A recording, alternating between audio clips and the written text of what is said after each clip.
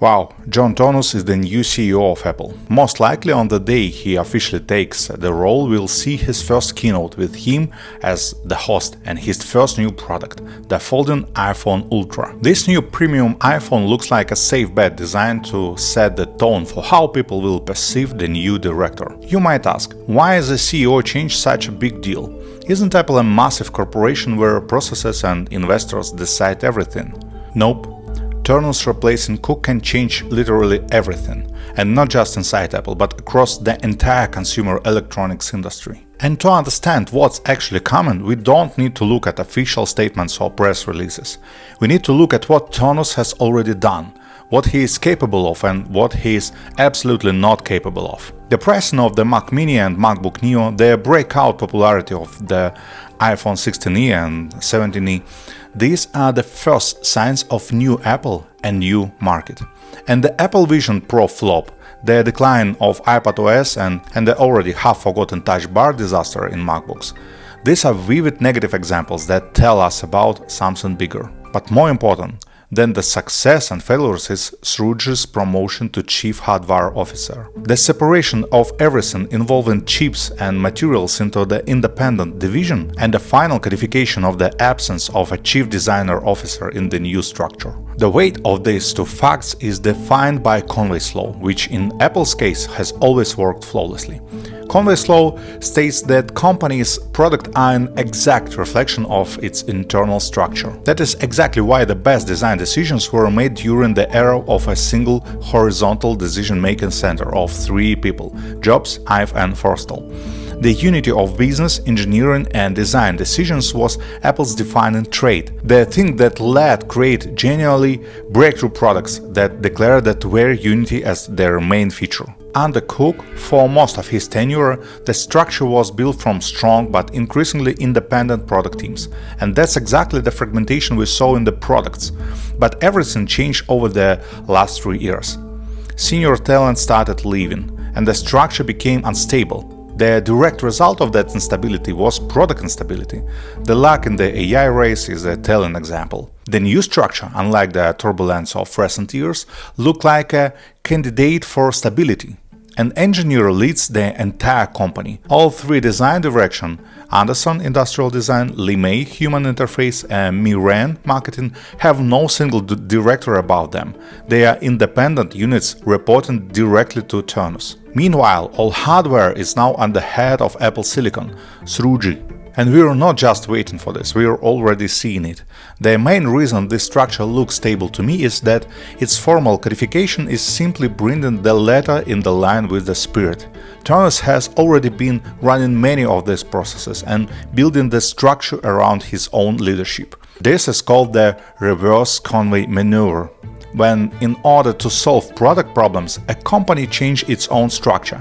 It tries to become the shape it wants its product to have. And since we're talking about Apple, that structure gets enormous leverage over the entire world, thanks to massive user base and enormous financial resources. So in effect, this modest but charismatic young engineer is already one of the most influential people on Earth, whose decisions shape entire industries and define what consumer electronics look like overall.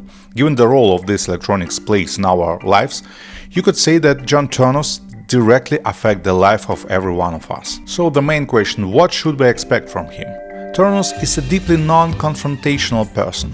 That diplomacy and natural caution is the main reason we shouldn't expect a new era of innovation and breakthroughs like we had under Jobs. We all know his attempts to innovation. He was largely behind Apple Vision, whose marketing budget has already been cut by 95%. He, not Jony Ive as I mistakenly assumed, was behind the awful Touch Bar. He was the one who influenced Craig Federighi on the decision to split iOS and iPadOS, which in the end is one of the reasons for the sharp drop in quality of the iPad's operating system. And his attitude toward AI before the current AI race exploded was best described as skeptical.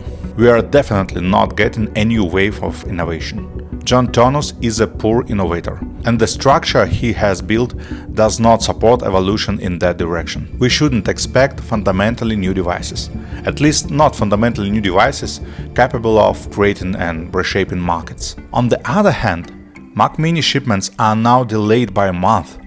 Yes, partly because of the open claw hype, which, by the way, I think is justified. There is a link to the video in the description. But it's also because the Mac Mini is an incredible piece of engineering that makes it arguably the best value for the money on the market. Not the old way where, yes, it's more expensive, but you get great design and a unique operating system. No, purely on raw performance. It's the top of its category. Same with MacBook Neo. Supply is also struggling because, according to sources, Apple's stockpile of A18 chips with one disabled core has simply run out. In both cases, demand is many times higher than Apple itself could have planned for, which means success. The iPhone 16e, which was possibly created for a similar reason, to reuse production lines set up for older devices and burn through existing component stockpiles, plus test new modems on a less demanding audience. But the success was strong enough that we now see the 17e as a continuation of the line. All of this, alongside investments in new production lines in the US, Vietnam and India, and overall growing autonomy from China, a gradual preparation for possible future issues with TSMC's technologies, and adaptation to US protectionist policy. Is all of this good or bad? For consumers, I predict a net improvement. Cheaper, more practical, more powerful. For the first time, Apple has clear differentiation: premium for professionals, premium for premium lovers, and fundamentally new and growing category. Best value for the money. Looking at all of this, I am starting to think that Ternus might actually turn out to be the best CEO in history of consumer electronics.